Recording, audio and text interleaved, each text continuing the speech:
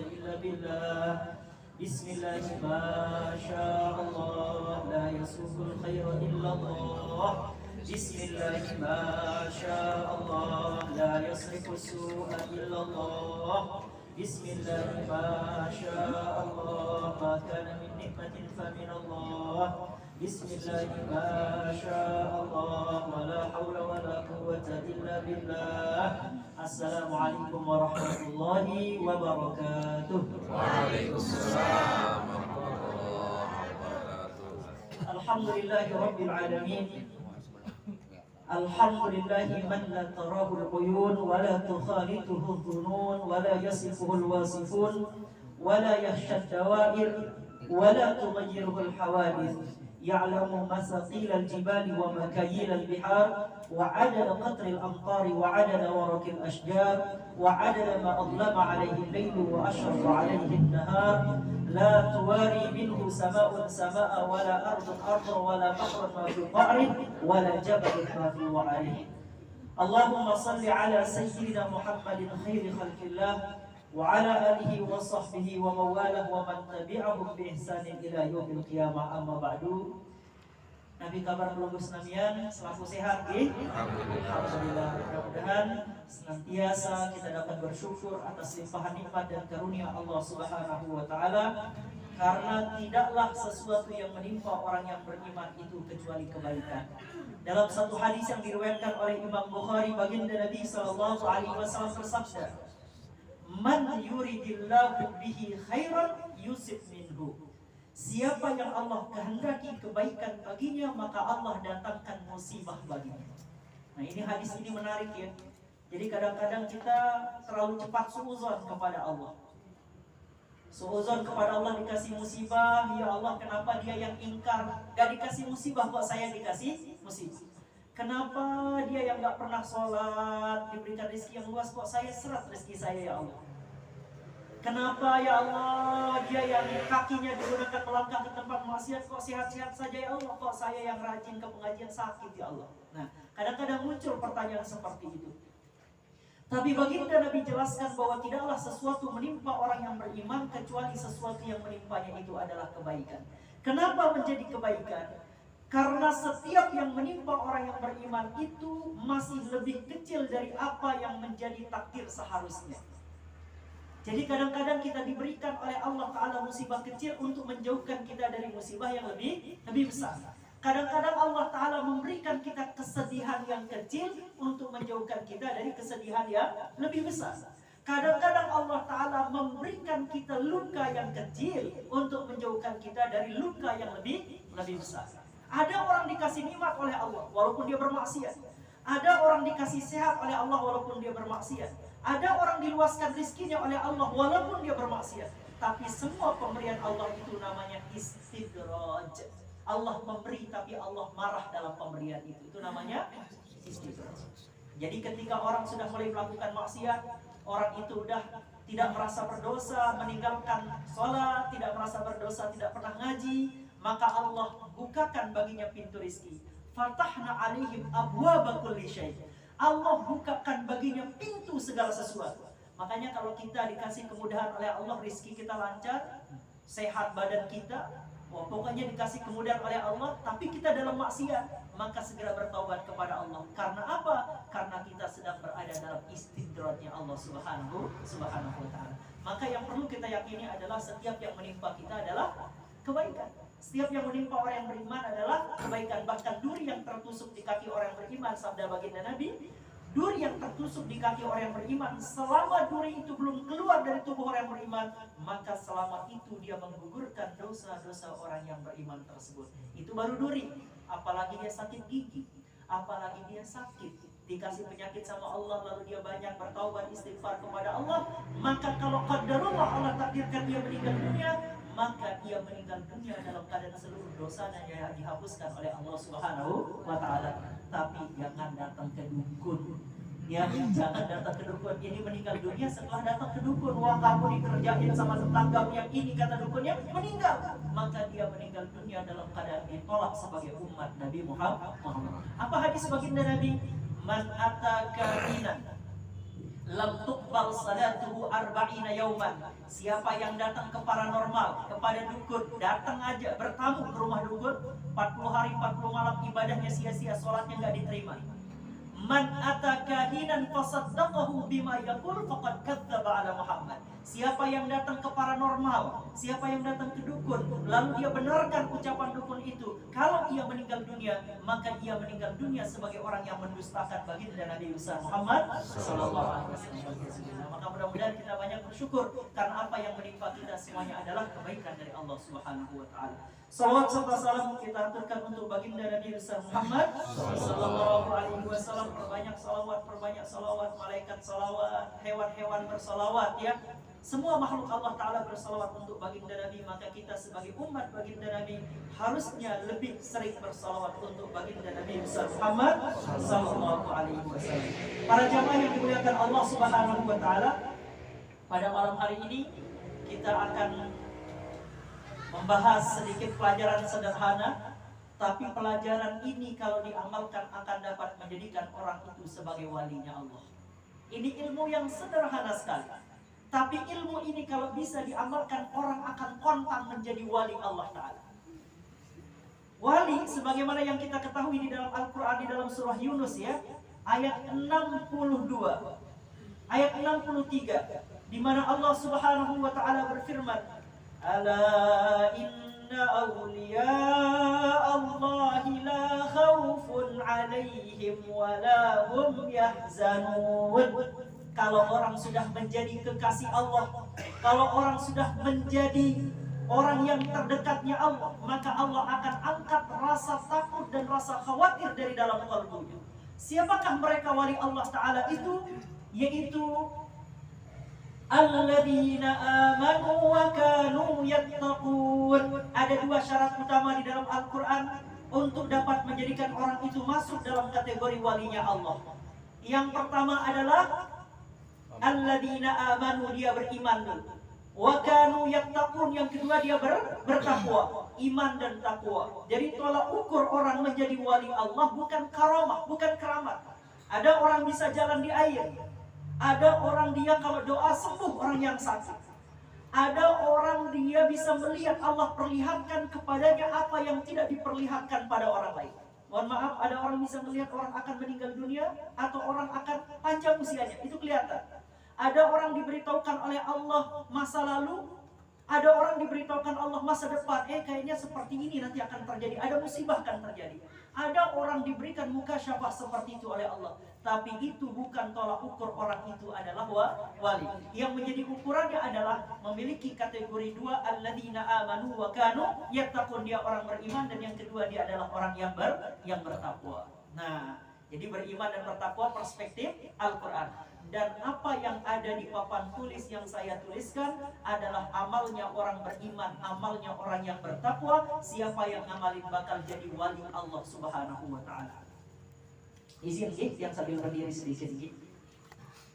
Di sini ada seorang imam ya, imamnya masyhur, terkenal lah, ulama alimul allamah. Beliau adalah Al-Imam Jalaluddin As-Suyuti. Beliau dikenal dengan Imam As-Suyuti. Beliau imam yang luar biasa. Beliau menyebutkan khamsu khisalin fil atfali law kanat fil kibari ma'a rabbihim lakanu awliya. Ada 5 pelajaran berharga yang ada pada diri anak-anak kecil, yang kalau diamalkan orang dewasa yang mendekatkan diri kepada Allah, maka dia kontan menjadi wali Allah. Ada 5 pelajaran yang bisa diambil dari anak-anak kecil, yang kalau perbuatan anak kecil ini ada pada orang dewasa yang menempuh jalan Allah, maka dia akan jadi wali. Apakah amal tersebut? Yang pertama, ini anak kecil melakukannya, kalau dilakukan orang dewasa jadi wali. Yang pertama, la yahtammuna birrizqi, mereka tidak peduli dengan urusan rizki. Mereka tidak khawatir dengan urusan rizki. Sekarang yang mau tanya, kita ini sering nggak khawatir dengan urusan besok? Sering banget. Kita sering sekali khawatir dengan urusan rizki, seolah-olah kita tidak punya Allah yang maha kaya. Seolah-olah hidup mati kita ditentukan oleh presiden yang menaikkan harga BBM. Benar nggak? Giliran minyak goreng naik, ribut minta ampun kita ya. Giliran BBM naik tambah ribut lagi kita ya. Tapi memang keributan yang diciptakan tujuannya adalah ya memang seperti tadi. Sebenarnya tidak boleh, kita harus diberikan kemudahan sebagai rakyat. Tapi orang yang beriman bertakwa kepada Allah, la yahtamuna birrizqi, mereka tidak khawatir dengan urusan rizki sebagaimana anak-anak juga tidak khawatir dalam urusan rizki. Kira-kira anak peduli nggak orang tuanya punya kerjaan atau tidak? Yang penting ama, ina, 5.000 ina. Buat apa 5.000? Dia beli pentol. Dia tidak peduli amaknya dapat pekerjaan atau tidak. Yang penting dia sudah minta. Tahunya pokoknya saya minta sudah gitu. Itu anak kecil. Nah, jadi pelajaran berharga yang pertama adalah kita dilarang untuk khawatir dengan urusan rezeki. Dalam satu hadis qudsi, ini Allah Ta'ala berfirman, "Au kama qala Nabi sallallahu alaihi wasallam." Ada ulama mengatakan ini bukan hadis, tapi ini adalah kalam hikmah. Di mana Allah Subhanahu wa Ta'ala berfirman dalam hadis qudsi, "Au kama qala Nabi sallallahu alaihi wasallam, ya ibnu Adam, la takhafanna min dhi sultan ma dama sultani baqiya wa sultani la yanfadu abada." Allah Ta'ala berfirman, "Wahai hamba-hambaku, wahai anak Adam, jangan kamu takut kepada pemimpin atau pemerintah yang zalim. Madama sultani baqiya, selama kekuasaanku itu kekal, wa sultani la yanfadu abada, dan kerajaanku, kekuasaanku tidak akan hancur selamanya." Nah, jadi pesan Allah Ta'ala yang pertama adalah jangan kalian takut pada penguasa-penguasa Allah. Jangan takut. Selama kekuasaanku kekal dan tidak akan hancur selamanya. Itu firman Allah, pesannya kepada kita nih. Jangan takut. Takutnya kita hanya kepada siapa? Allah. Tunduk hanya kepada Allah. Ya ibnu Adam, la takhsha min dhiki rizki wa khazaini mala'at wa khazaini la tanfaddu abada. Janganlah kalian takut min dhiki rizki, dari sempitnya rizki yang akan datang kepada kalian. Wa khazaini la tanfaddu abada, sementara rizkiku tidak berakhir selama-lamanya, tidak tertutup pintu rizki Allah selamanya. Ya ibnu Adam, la taqrub ghairi wa ana laka, fa inni talabtani wajadtani, wa in fatani fataka wafatukal khair. Allah Subhanahu wa Ta'ala berfirman, wahai anak Adam, janganlah kalian mencari selain aku. Wa ana laka, dan sementara aku ada untuk kalian. Kalau kalian meminta kepadaku, aku ada untuk kalian. Dan kalau kalian hilang dariku, maka aku pun akan menghilang dari kalian. Ya ibnu Adam, khalaqtuka lil ibadah fala tal'ab. Wahai anak Adam, aku ciptakan engkau untuk ibadah, maka janganlah kamu bermain-main dalam kehidupan dunia. Wa qasamtu laka rizqaka fala tal'ab. Lalu aku bagikan kepada kalian rizki kalian, maka janganlah kalian capek dalam urusan rizki sampai lupa ibadah. Fa in radita bima qasamtuhu laka arahtu qalbaka wa badanaka. Dan apabila kalian ridho terhadap rizki yang kuberikan kepada kalian, maka aku tenangkan jiwa dan aku tenangkan badan kalian. Kalau kita ridho dengan rizki Allah. Wa kunta indi mahmuda, dan engkau akan jadi orang yang terpuji. Wa illam tarda bima qasamtuhu laka fa wa izzati wa jalali la usallitanna 'alaika dunya tarqadu fiha raqdal ghus fil bariyah thumma la yakunu laka minha illa ma qasamtuhu laka wa kunta indi madhmuma. Apabila kalian tidak ridha dengan rizki yang aku berikan kepada kalian, maka niscaya akan aku timpakan kesulitan dunia kepada kalian di atas punggung kalian, sebagaimana hewan yang berjalan membawa beban di atas punggungnya di atas daratan. Kemudian kalian tidak akan mendapatkan apapun selain apa yang telah aku tetapkan untuk kalian. Ya ibnu Adam, khalaqtus samawati sab'a wal ardina sab'a wa lam a'i bi khalqihinna. Wahai anak Adam, aku ciptakan langit dan bumi, 7 lapis langit dan bumi, dan aku tidak capek menciptakan itu. Masya Allah. Jadi ini pesan Allah Ta'ala kepada kita, supaya kita percaya kepada Allah. Ya ibnu Adam, la tas'alni an rizqi ghad. Wahai anak Adam, jangan kamu ragukan tentang rizkimu besok. Jangan kamu ragu, aku pasti menanggung rizkimu besok. Kama lam utalibaka bi'amali ghad, sebagaimana aku tidak menanyai apa yang akan kamu perbuat hari esok. La tas'alni an rizki ghad kama lam as'aluka bi'amali ghad. Jangan kamu tanyai aku tentang rizki besok sebagaimana aku tidak peduli terhadap amalmu di besok keesokan harinya. Nah, jadi anak kecil itu adalah anak-anak yang tidak peduli dalam urusan rizki. La yahtammu nabi rizki, mereka tidak pusing dengan urusan rizki. Nah, kita jangan sampai kemudian urusan rizki menjadikan kita pusing. Kerja berangkat pagi pulang malam, kadang-kadang gak pulang-pulang seperti bab.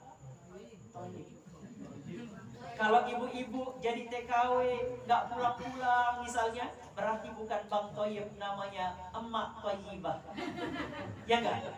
Nah, kan kadang seperti itu kita ya. Nah, jadi dalam urusan rezeki itu jangan sampai seperti itu, seolah-olah dunia ini abadi, kita tidak akan mati menghadap Allah. Maka jadilah seperti anak kecil, jangan terlalu sibukkan urusan rezeki sampai kita lupa kepada yang Maha memberikan rezeki. Jadi pelajaran pertama yang bisa kita amalkan adalah yakin dalam urusan rezeki. Yakin dalam urusan rezeki. Silahkan, ada kemarin yang bikin video, jangankan 10.000, 25.000 kami masih punya Allah, katanya. Coba. Nah, jadi ini mengajarkan kita ketauhidan.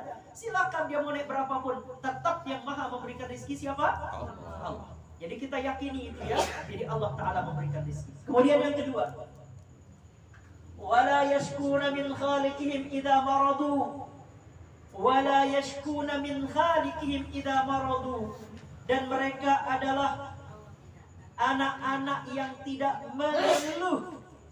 Dia tidak protes. Apabila mereka sakit, mereka tidak protes kepada Tuhannya.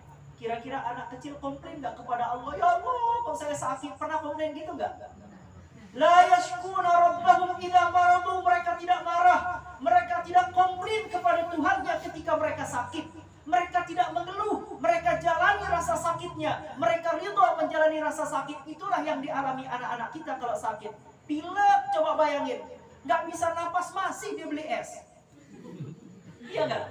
Malam-malam minta beli es krim, coba. Ini anak-anak sakit mereka, dan mereka seolah-olah mereka sudah siap mati aja. Ya wajar, kenapa? Karena mereka tidak punya dosa.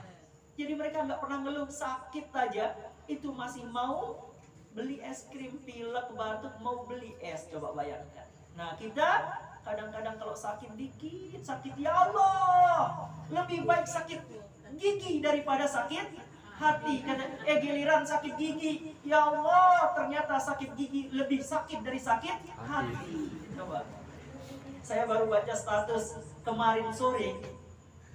Status salah satu jamaah, dia coba bilang gini, ya Allah, kenapa ada lagu lebih baik sakit gigi daripada sakit hati? Sekarang giliran saya sakit gigi, semua gak ada enaknya, katanya.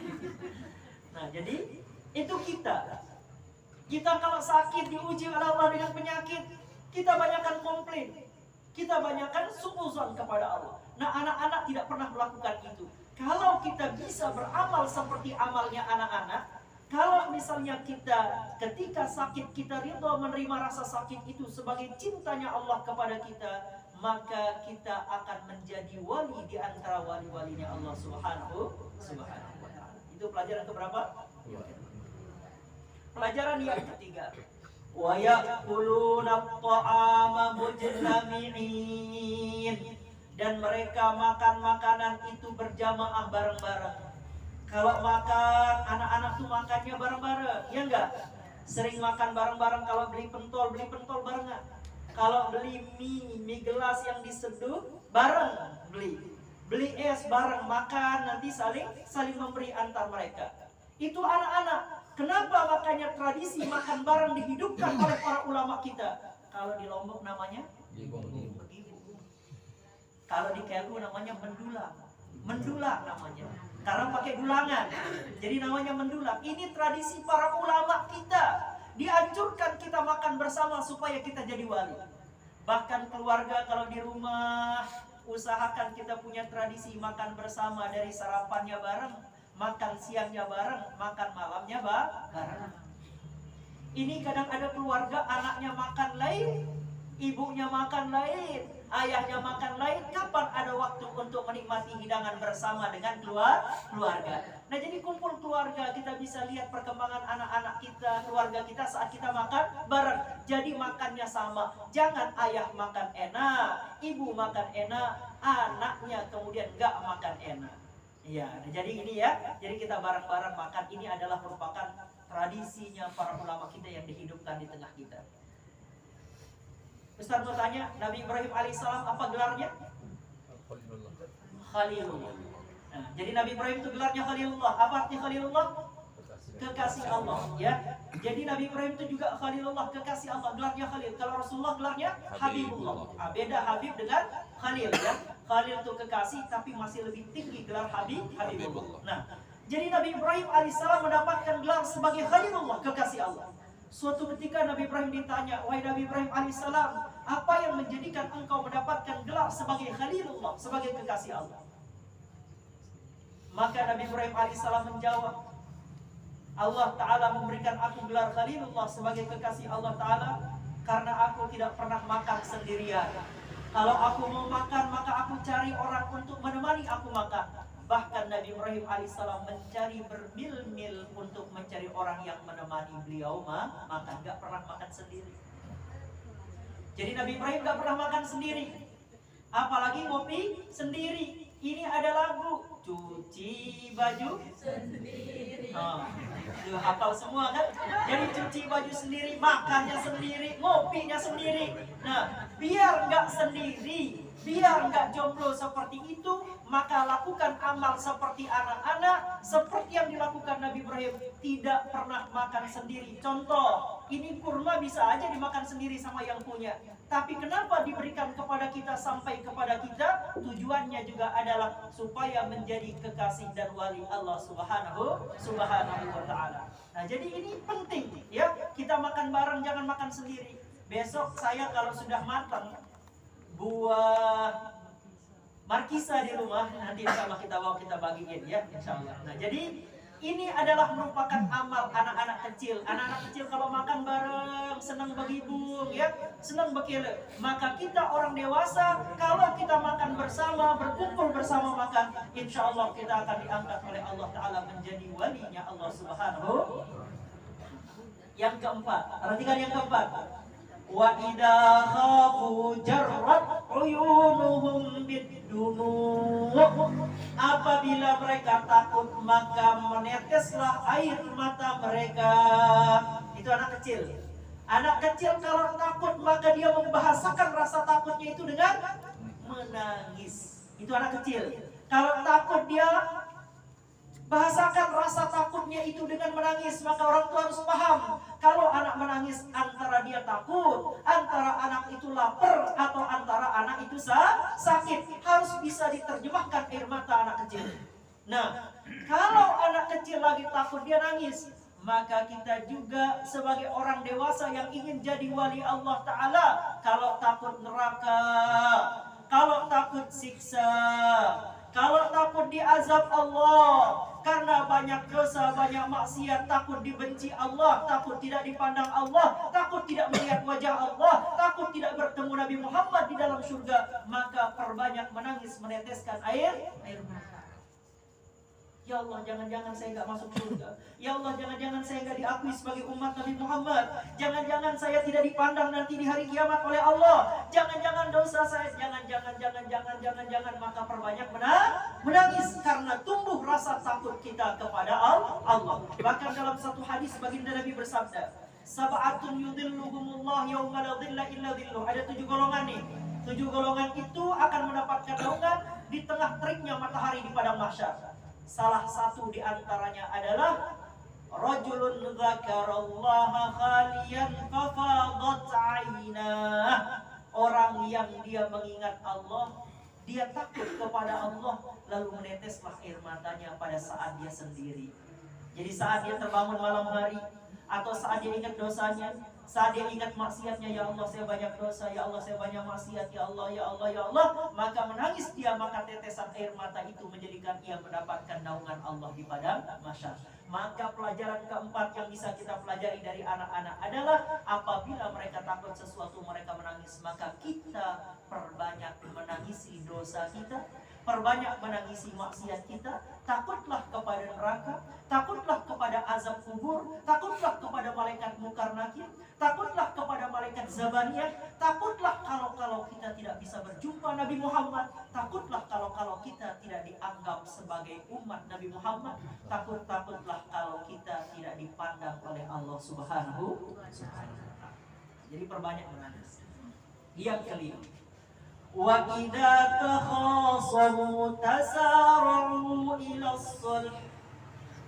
Apabila mereka bertengkar, apabila mereka berkelahi, ini anak-anak nih, tasara'u ila sulhi, mereka cepat damainya, mereka cepat baikannya. Benar tidak? Kalau ada anak-anak berantem, anak-anak berjaguran, tadi barusan dia berantem, bentar lagi 5 menit lagi udah bareng dia, benar tidak? Seolah-olah tidak pernah terjadi sesuatu. Tadi dia cakar-cakaran, saling gebuk tadi, saling bangkelan. Tapi begitu 5 menit kemudian jadi teman lagi. Jadi seolah-olah tidak terjadi apa-apa. Itu anak kecil. Giliran kita orang dewasa, peristiwa yang sudah terjadi di masa lampau sampai hari ini masih diingat. Sampai tidak saling bertegur sapa, saling sebengin. Coba bayangkan, beda pilihan politik saja masih terngiang-ngiang bahkan bertahun-tahun lamanya. Betul tidak? Makanya ada kecebong, makanya ada apa lagi? Kampret. Nah, coba. Bahkan ada yang berani nyebut-nyebut namanya kadrun. Itu karena apa? Karena kita belum mau diangkat jadi wali Allah. Kalau masih sisi itu kita munculkan, belum kita menjadi wali Allah. Kenapa? Karena anak kecil itu memberi kita pelajaran. Kalau mereka bertengkar, mereka cepat damai, cepat baikan. Jadi kalau kita sekarang sedang punya masalah dengan orang, kita sedang benci sama orang, ayo kita menjadi seperti anak kecil. Udahlah, kita saling baik-baikan, saling tegur lagi, salaman lagi, saling memberi hadiah lagi. Biarlah orang itu berbuat seperti itu, tapi kita jangan sampai seperti itu kalau kita ingin menjadi walinya Allah. Nah, ini dia ilmunya wali Allah Ta'ala yang kita pelajari dari anak-anak. Yang pertama, jangan khawatir dalam urusan rezeki. Yang kedua, tidak pernah mengeluh apabila mereka sakit. Yang ketiga, makan berjaguar.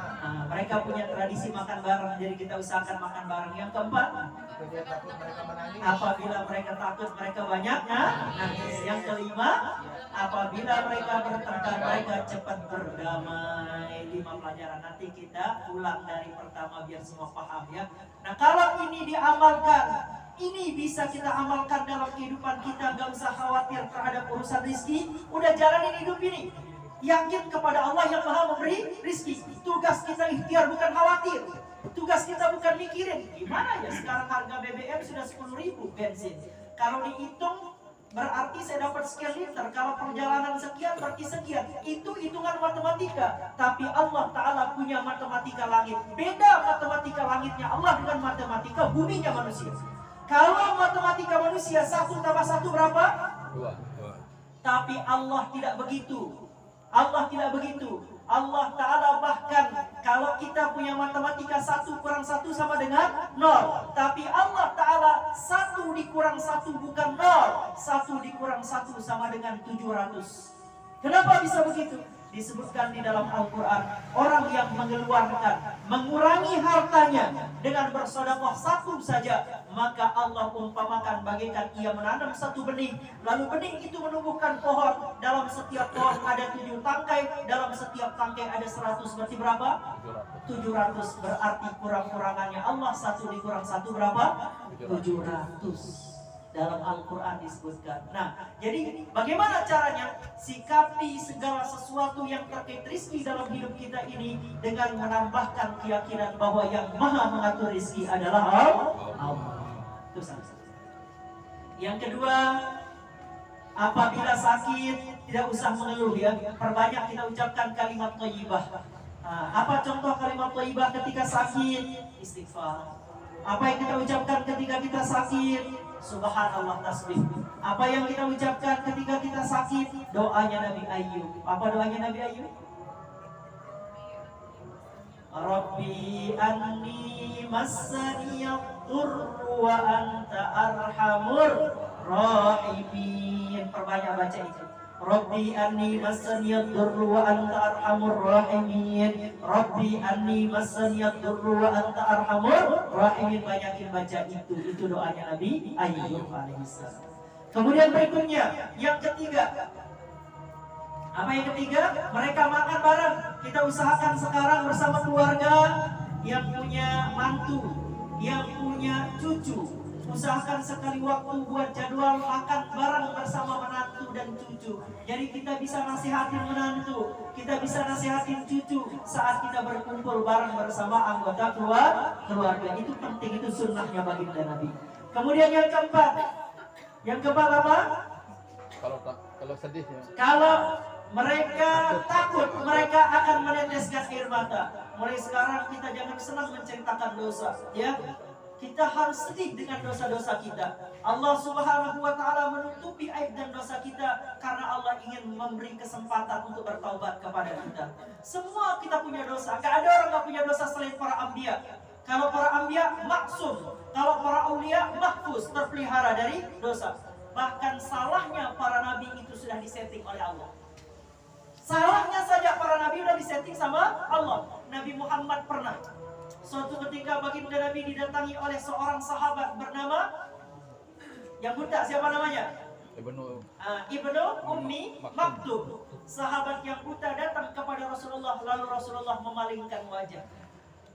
Makanya turun ayat Abasa wa tawalla an ja'ahul a'ma wa ma yudrika la'allahu yazzakka. Baginda Nabi berpaling, memalingkan muka dari sahabat yang buta bernama Ibnu Ummi Maktum. Lalu Allah tegur dengan ayat itu. Allah turunkan wahyu untuk baginda Nabi. Janganlah engkau memalingkan muka, karena orang yang datang dalam keadaan buta itu la'allahu yazakka, dia lebih bersih daripada orang-orang yang tidak buta. Dia lebih menerima petunjuk daripada orang-orang yang tidak menerima petunjuk. Maka turunlah ayat tadi. Kalau Rasulullah tidak memalingkan muka, maka tidak turun ayat. Siapa yang memalingkan mukanya baginda Nabi? Allah. Jadi para nabi itu walaupun dia terlihat seperti kesalahan, itu bukan kesalahan, itu adalah wahyu yang sedang Allah turunkan. Jadi nabi itu tidak ada setitik pun kesalahan yang tidak ada. Kenapa? Karena semua kata-katanya, perbuatannya di bawah tuntunan wahyu Allah Ta'ala. Gitu ya. Jadi kita banyak menangis, itu yang keempat. Yang kelima, apabila bertengkar kita cepat untuk kembali. Ini jangan diingat, kalau bertengkar tuh gak usah ingetin orang. Wah dia pernah zalim sama saya. Wah dia pernah nyakitin saya. Wah dia pernah dulu beda pilihan sama saya. Wah dia dulu yang bohongin saya. Wah dia dulu yang nipu saya. Mulai sekarang kita berlatih melupakan itu seperti anak-anak. Bisa nggak kita berlatih? Kalau bisa kan? Kita berlatih ya. Jadi ketika bertemu dengan orang yang nyakitin kita, udah kayak anak-anak aja gitu kan. Kemarin mungkin kita bertengkar, udah sekarang jadi teman lagi. Biarin dia yang begitu, jangan kita. Ini kalau kita mau jadi tapi kalau mau jadi wali syaitan ya udah ikut aja. Apa yang orang lakukan, orang berjaguran kita ikut berjaguran. Orang menggibah kita ikut gibah. Orang memfitnah kita ikut memfitnah. Orang LGBT kita ikut LGBT. Itu namanya wali syaitan, wali syaitan. Tapi kalau wali Allah Ta'ala, dia akan menyibukkan dirinya dengan amal-amal yang menjadikan ia spesial di hadapan Allah. Nah, mudah-mudahan pesan dari Imam As-Suyuti ini memberi pelajaran berharga bagi kita. Gak usah yang aneh-aneh amalan dulu, gak usah dulu. Nanti belum bab zikir nanti, bab baca Quran, cara baca Quran ala Nabi nanti, bab sholatnya awabin nanti, bab sholat taubat nanti. Tapi kita amalkan amal sederhana, amalnya anak-anak dulu nih. Step jadi wali yang pertama nih amal anak-anak. Kalau amal ini bisa kita laksanakan, insya Allah kita sudah memasuki pintu gerbang aulia Allah Subhanahu wa Ta'ala. Wallahu a'lam bishawab. Kita diskusi bareng-bareng. Kalau ada yang mau kita diskusikan, silahkan. Kalau ada yang mau ditanyakan, giring silahkan. Wallahu a'lam bishawab. Giring silahkan.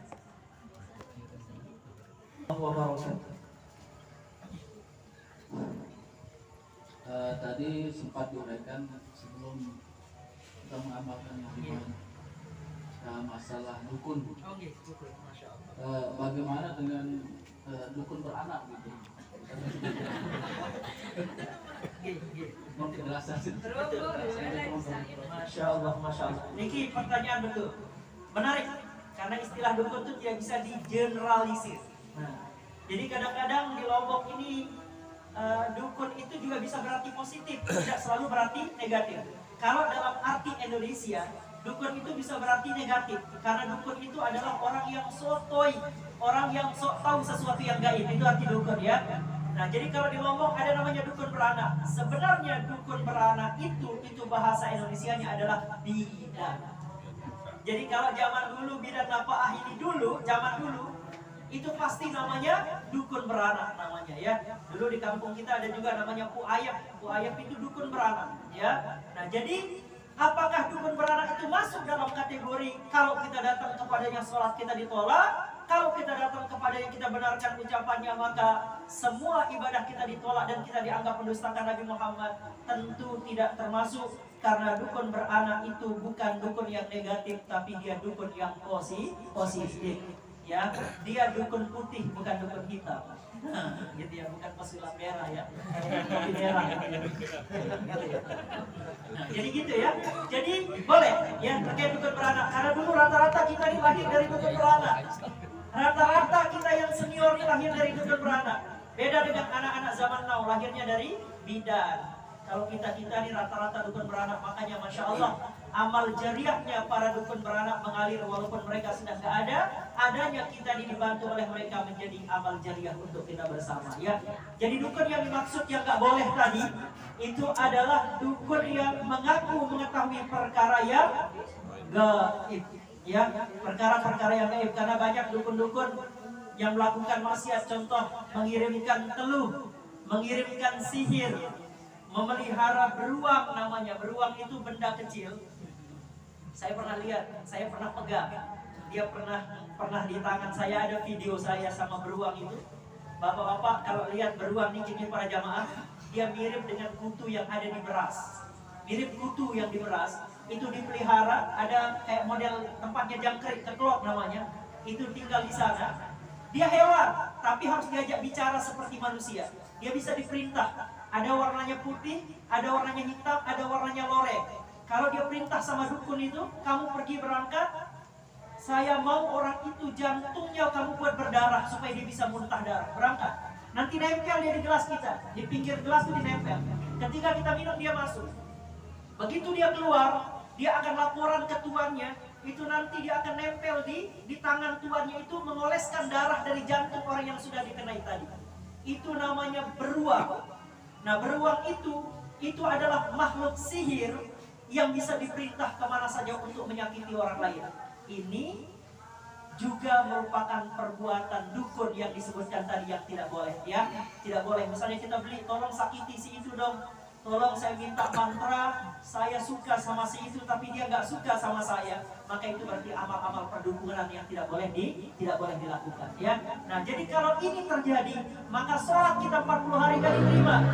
Dan kalau kita meninggal dunia dianggap tidak sah syahadat Rasulnya karena sudah mendustakan baginda Nabi Muhammad Sallallahu Alaihi Wasallam. Nah, dari sini kita mulai paham bahwa kita harus memperbaiki hidup. Tidak usah sudah lakukan yang seperti itu, tidak usah kita lakukan seperti itu. Biasanya orang tua dulu punya peliharaan, punya peliharaan.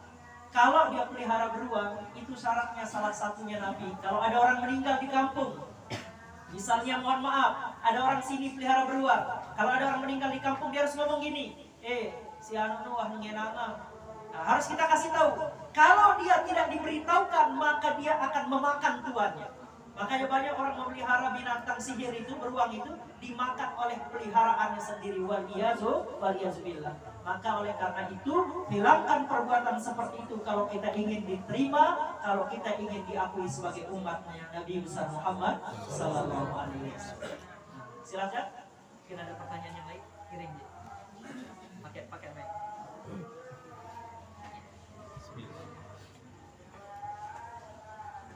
Bismillahirrahmanirrahim. Assalamualaikum warahmatullahi wabarakatuh. Jadi ada satu hal yang mau saya tanya Ustaz. Di tengah era modern dan di tengah era digitalisasi ini, bagaimana kita sebagai umat Islam menyikapi sangat banyak sekali sekarang ini terjadi fenomena-fenomena yang mungkin terjadi pada anak-anak kita, terutama yang perempuan ya. Artinya tokoh-tokoh agama ini kan oknum sebenarnya. Cuman akhirnya kita pun kena imbasnya karena yang melakukan ini kan para yang kita bilang yang orang yang paham agama lah. Dan di salah satu beberapa malah pondok pesantren terjadi pencabulan terhadap. Terus nanti anak kita mungkin yang bapak-bapak yang punya anak perempuan masukin ngaji anaknya, ada juga kasus pencabulan sama guru ngaji. Itu bagaimana kira-kira Ustaz untuk kita menyikapi ke depannya agar meminimalisir lah hal-hal seperti ini. Assalamualaikum warahmatullahi wabarakatuh. Waalaikumsalam warahmatullahi wabarakatuh. Masya Allah, ini pertanyaan fakta ya, realita yang terjadi. Jadi sering terjadi hal seperti ini, dan memang tidak semua tempat yang kita anggap aman itu aman sebenarnya untuk anak-anak kita, apalagi kita punya anak perempuan ya. Nah, ini perlu kita perhatikan. Bagaimana caranya? Di antara caranya adalah ada penerapan sunnah Nabi. Penerapan sunnah Nabi itu adalah kita sebenarnya tidak dianjurkan untuk musafahah dengan perempuan. Yang namanya musafahah itu salaman, bersentuhan dengan perempuan. Nah, jadi bahkan seorang murid perempuan pun tidak dianjurkan bermusafahah dengan gurunya yang laki-laki. Nah, nanti insya Allah kita latih anak-anak kita untuk tidak bersalaman dengan gurunya yang laki-laki mulai dari dia kecil. Jadi tidak mencium tangan, tidak kemudian bersentuhan, dia boleh dengan jarak jauh seperti ini bersalaman dengan laki-laki. Jadi ketika itu sudah tumbuh, kemudian ada orang yang memaksa bersalaman menyentuh anak perempuan, maka dia akan bereaksi. Bahwa ini tidak boleh. Nah, kalau ini kemudian diterapkan, maka akan tumbuh rasa waspada dari seorang perempuan, termasuk dari laki-laki juga mengerti batasan. Perempuan juga akan mengerti batasan kapan dan dengan siapa dia boleh bersentuhan dan dengan siapa dia tidak boleh bersentuhan. Ini kadang-kadang mohon maaf. Kadang-kadang di pondok pesantren hal seperti ini masih lemah. Ya, murid-murid perempuan yang sudah balik. Ini anak-anak perempuan yang sudah balik dibiarkan bersalaman dengan guru-guru yang laki-laki. Anak-anak perempuan sudah balik bersalaman seolah-olah itu bukan sebuah masalah. Padahal ini juga adalah merupakan satu persoalan. Maka kalau kita mau menerapkan supaya tumbuh rasa penjagaan kepada anak-anak perempuan kita, maka kita mulai dari melatih untuk tidak bermusafahah dengan lawan jenisnya, kecuali dengan yang mahramnya saja. Nah, itu yang pertama. Kemudian yang kedua, tidak semua tempat kemudian kita anggap aman ya. Artinya kita juga sebagai orang tua tidak boleh lengah, artinya menyerahkan 100% seluruh pendidikan dan penjagaan anak kita ke tempat dia belajar, karena di sana belum tentu juga ya, seperti kejadian yang juga terjadi. Artinya di mana saja, kapan saja, kemungkinan keburukan itu pasti terjadi, kecuali ketika kita sudah ada di alam malam pun baru nggak ada kejahatan. Karena fa'alhamaha fujuraha wa taqwaha. Orang bisa berpotensi melakukan fujur, kesalahan dulu, dosa dulu, baru dia bisa berpotensi bertakwa kepada Allah Ta'ala. Maka yang terpenting yang bisa kita lakukan adalah menempatkan anak-anak kita di tempat yang kita rasa lebih baik, mengamankan anak-anak kita, menyamankan anak-anak kita, sehingga tidak terjadi hal-hal yang tidak kita inginkan. Makanya anak saya bilangin ya, anak perempuan saya bilangin, nanti kalau ada orang-orang yang tuh kamu guru atau siapa megang, kan udah diajari tidak boleh pegangan dengan laki-laki. Kalau ada yang maksa megang, teriak, saya bilang. Jadi teriak sekencang-kencangnya. Sudah kita ajarkan seperti itu. Bahkan celananya, kadang-kadang kita orang tua perhatiin ya, anak-anak kita pakai celana, kalau dia pakai gaun, pakaiin celana yang panjang di dalam, jangan celana yang pendek. Ya, jangan celana yang pendek, karena anak-anak kita sekarang sudah dewasa sebelum waktunya. Anak-anak kita itu sudah balik bahkan sebelum waktunya. Ini makanya penting kita saling menjaga ya, saling mengingatkan hal-hal seperti ini. Apalagi Majirian punya anak perempuan yang sekarang semakin tumbuh dewasa, maka munculkan sisi kekhawatiran itu untuk terus mendampingi dan mengajarkan anak-anak kita bagaimana dia bisa menjaga diri. Giliran sudah dewasa, kita udah jaga nih dari kecil nih, jaga dari kecil ya, kemudian tumbuh kita jaga. Jangan nanti giliran dia tumbuh dewasa, kita melupakan penjagaan, kita biarkan dia dibonceng oleh laki-laki yang bukan mahramnya. Itu sama saja dengan menjatuhkan anak kita ke dalam sesuatu yang diharamkan Allah nih. Nah kalau kita yang laki-laki ya jaga, jangan sampai bonceng anak orang. Nah kalau yang perempuan jangan sampai dibiarkan dibonceng anak orang ya. Wallahu a'lam bishawab. Ya demikian. Silakan. Iya.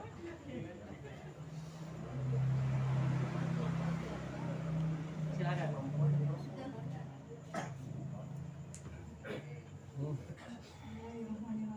Assalamualaikum warahmatullahi wabarakatuh. Waalaikumsalam warahmatullahi wabarakatuh. Izin bertanya Ustaz, maaf di luar pembahasan. Iya. Tapi mungkin ini sering kita sepelein atau mungkin tidak tahu sebagai perempuan. Misalnya pada saat kita dapat haid, saat dapat haid itu sudah masuk waktu zuhur, azan zuhur, lalu kan kita belum sholat. Nah nanti sholatnya misalnya udah jam 2 mau sholat gitu, ternyata haid gitu. Apakah sholat zuhur kita itu menjadi kita tinggalkan tadinya hukumnya gitu? Dan juga pada saat kita akan mandi bersih nanti gitu kan, misalnya nanti anda sholat mandi bersihnya gitu karena dingin atau karena apa gitu, terus terlewat waktu sholatnya karena lalai tidak dicek misalnya gitu, ternyata kayaknya tadi udah bersih tapi ternyata belum sholat gitu. Iya. Itu hukumnya seperti apa? Terima kasih. Nah, hal-hal begini, waalaikumsalam warahmatullahi wabarakatuh. Hal-hal begini harus ditanyakan perempuan karena ini penting ya. Jangan laki-laki yang nanyain, ini sebenarnya memang harus tugasnya perempuan buat nanya kalau di masalah haid ya. Nah, jadi begini. Ketika perempuan mengalami haid, contoh kayak tadi dicontohkan ketika azan zuhur. Lalu azan sudah selesai. Ketika azan sudah berkumandang, artinya seseorang punya kewajiban untuk melaksanakan. Lalu kemudian antar aja sholatnya, tahu-taunya datang bulan haid. Apa yang terjadi? Ketika nanti dia sudah bersih, maka dia wajib untuk mengqadha salat yang tadi tidak dia laksanakan pada waktunya. Sampai di sini paham? Maka dia wajib mengqadha salat tadi karena dia sebenarnya terkena kewajiban melaksanakan sholat pada waktu sebelum keluarnya darah haid. Itu kan waktu zuhur. Datangnya haid itu pada saat sudah selesai azan, berarti sudah masuk waktu zuhur. Maka ketika dia bersih, dia harus mengqadha sholat zuhur yang sudah dia tinggalkan. Itu yang pertama. Nah, dan pesannya adalah jangan menunda-nunda sholat. Kemudian yang kedua, ketika sudah selesai darah haid, kan selesainya darah haid itu ada tanda, ada ciri ya enggak? Diiringi dengan keluarnya al-buwaidah. Al-buwaidah itu ada darah putih, ya. Itu mengiringi tanda-tanda ciri bahwa akan berakhirnya masa haid. Kalau sudah dinyatakan bersih, sudah diiringi tanda-tanda berakhirnya haid, jangan tunda untuk mandi bersih. Walaupun itu terjadi pada malam hari. Contoh, selesai sholat isya, ternyata darah itu sudah selesai, sudah tidak ada lagi darah haid. Karena dingin, kemudian dia tunda besok-besok, sampai akhirnya besoknya dia mandi selesai sholat subuh. Maka berarti dia berdosa di hadapan Allah karena melalaikan sholat subuh dan dia meninggalkan sholat isya. Padahal dia sudah wajib melaksanakan sholat isya. Ulang lagi. Ada orang selesai darah haidnya masih ada waktu isya, dia wajib gak sholat isya? Wajib mandi dulu baru dia sholat isya. Dia tunda sampai sholat subuh, lalu dia melaksanakan sholat subuh, berarti dia sudah meninggalkan sholat apa? Sholat isya. Maka itu tidak boleh, wajibul qadha. Wajib qadha. Yang seharusnya terjadi pada perempuan tidak usah qadha. Artinya mandi bersih, sebersih-bersihnya, baru kemudian laksanakan sholat isya. Walaupun itu terjadi menjelang waktu subuh. Misal di sepertiga malam, anggap jam 3, darah itu berhenti, sudah suci. Masih ada nggak waktu isya? Dia wajib nggak sholat isya? Maka dia wajib mandi dulu baru dia sholat isya. Kalau dia tunda, nanti selesai saya bangun dari sholat subuh, maka berarti dia dianggap lalai meninggalkan sholat isya. Wajiblah dia mengqadha sholat isya. Tapi seharusnya tidak qadha. Yang harus dilakukan adalah ada namanya. Sampai di sini paham ya? Sampai di sini paham ya? Masya Allah, alhamdulillah. Yang penting ini dulu dipahami ya. Jadi sudah mewakili tadi perempuan. Satu lagi ada pertanyaan? Mungkin Amel mananya? Giring, silakan. Giring. Assalamualaikum warahmatullahi wabarakatuh. Mohon maaf ini diwakilkan lagi. Bagaimana dengan zakat? Zakat perniagaan. Sejak kapan dihitung dan berapa misalnya? Dan apakah modal itu apa termasuk dari situ kita masuk zakatnya? Mohon penjelasan. Assalamualaikum warahmatullahi wabarakatuh. Masya Allah. Ini pertanyaan yang luar biasa real dan mantap ini. Ini namanya zakatut tijarah. Zakat jual beli ini zakat yang banyak orang tinggalkan, gak bayar. Dalam satu pembahasan tentang zakatut tijarah, bahwa zakat tijarah itu nggak punya nisab dan nggak punya haul. Jadi dia nggak punya nisab, nggak punya haul, beda dengan zakat yang lain. Kalau zakat mal punya nisab, punya haul. Kalau kemudian zakat fitrah dibayarkan saat Ramadan, ya nggak, menjelang Idul Fitri, itu kita bayarkan zakat fitrah. Ada namanya zakatut ziroah. Ziroah itu kalau kita panen, ada takaran khusus. Kalau dia diairi, ada takaran untuk membayar, ada nisab dan ada haulnya, ada nisabnya.